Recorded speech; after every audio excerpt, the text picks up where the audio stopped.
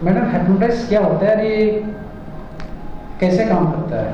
Hypnosis basically एक modality है, जैसे हमारी और थेरेपीज होती हैं उसी तरीके से इसमें आप अवचेतन मन या हम जो सबकॉन्शियस माइंड कहते हैं उससे हम उन फाइल्स को एक्सेस करते हैं जिसके कारण आपके जीवन में समस्या आ रही है। तो हो सकता है आपके बचपन में कुछ ऐसा हुआ हो जिसके कारण अब आपको जाके कोई समस्या आ रही हो, या फिर आप किसी भी इमोशनल चीज़ से अगर आप परेशान हैं तो हो सकता है आप बहुत ज़्यादा स्ट्रेस महसूस करते हो, या फिर गुस्सा बहुत ज़्यादा आता हो, या फिर कुछ लोगों की आदत है बहुत जल्दी रो देते हैं या बहुत ज़्यादा सेंसिटिव होते हैं। तो इन सभी इश्यूज़ पे हम काम कर सकते हैं। सबकॉन्शियस में से हम उन वक्त पे या उन सिचुएशंस में जाके वक्त में जहाँ से समस्या आ रही है, तो हम मेन काम ये होता है कि आपके अवचेतन में जहाँ भी वो फाइल रखी है जिसके कारण अब आपको जो भी समस्या उत्पन्न हो रही है हम उस पर डील करें।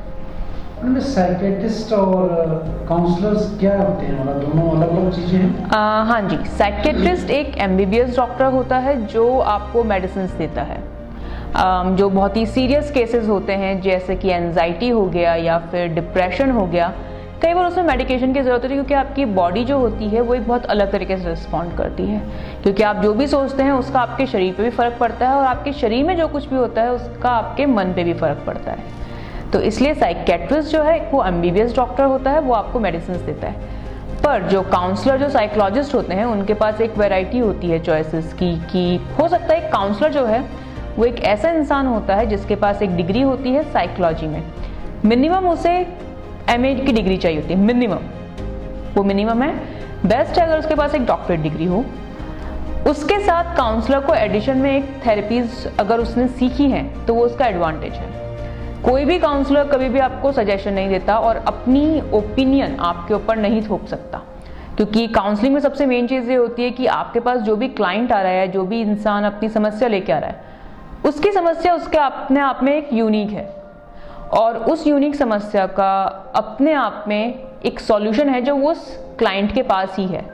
हमारा पहला काम ये होता है कि हम क्लाइंट को एम्पावर करें, उसको ये बताएं कि उसके पास कितनी पावर है अपनी समस्या को खुद सॉल्व करने की।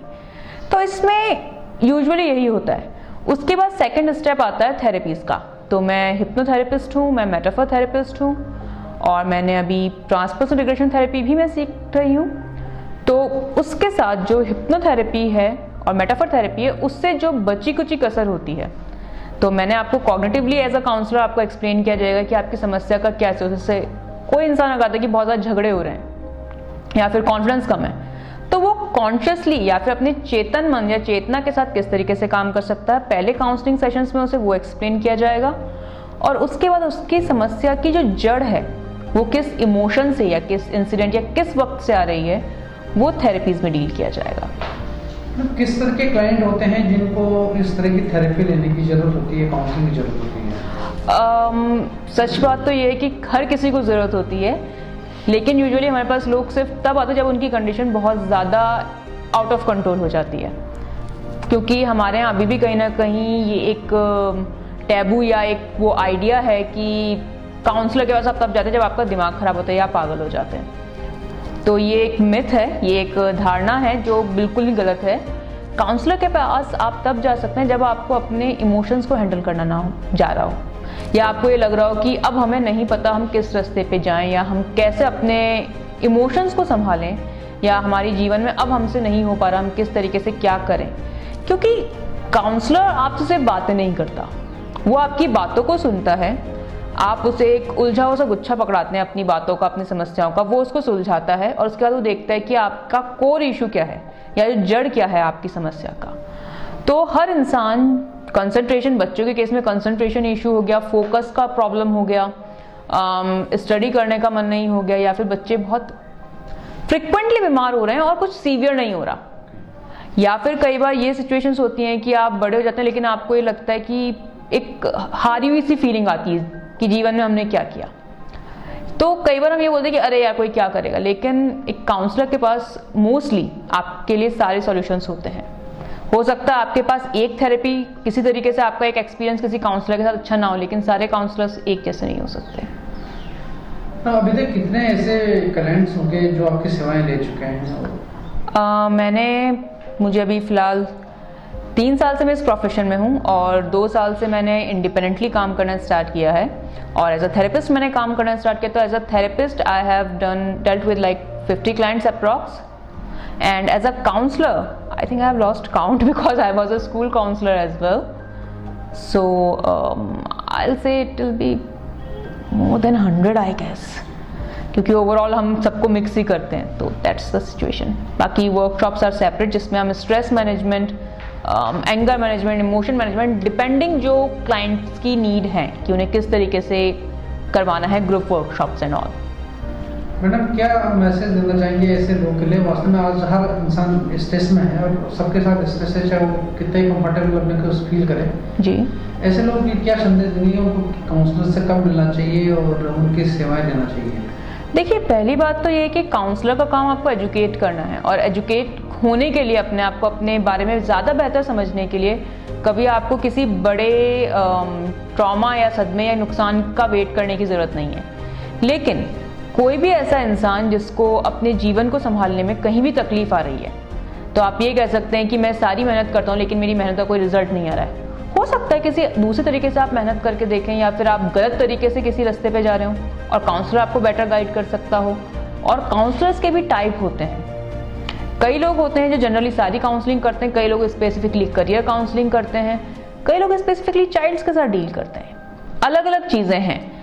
तो आप ये देखिए कि आप जीवन में कहाँ अटक रहे हैं, आपको कहाँ पे समस्या आ रही है।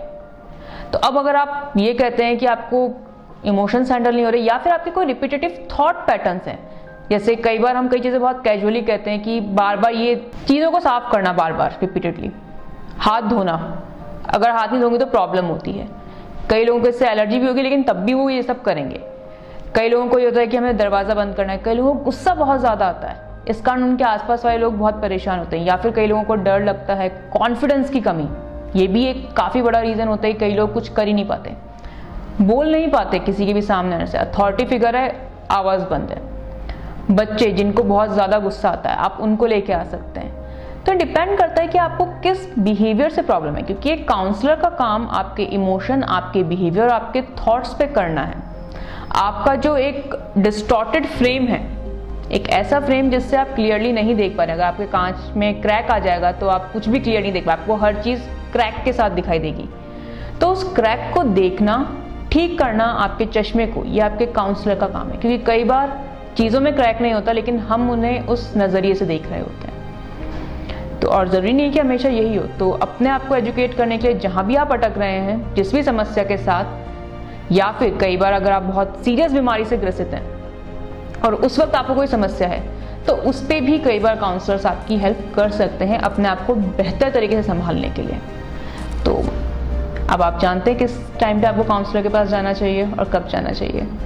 दिवाली का बधाई संदेश आपके साथ में मैसेज आप देना चाहिए? दिवाली पे मैं यही कहना चाहूँगी कि जिस तरीके से आप दिए जला के घरों से अंधेरा हटाते हैं, उसी तरीके से जो भी नेगेटिव इमोशंस आपके अंदर हैं, स्ट्रेस, हेट्रेड, गुस्सा, दुख, हेल्पलेसनेस, प्लीज़ इनको भी अपने अंदर से हटाइए दिए की तरह, और खुश रहिए और हमेशा हंसते रहिए। हैप्पी दिवाली।